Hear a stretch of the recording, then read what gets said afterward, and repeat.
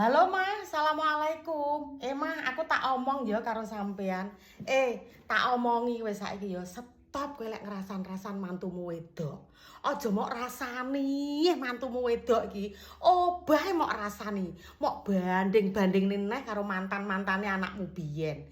Tak omongi ya, mantu wedok iki lek dibanding-bandingne, dirasani ngantek krungu. Piye luara nang intil-intil lho, Mah. Kowe tak omongi ya.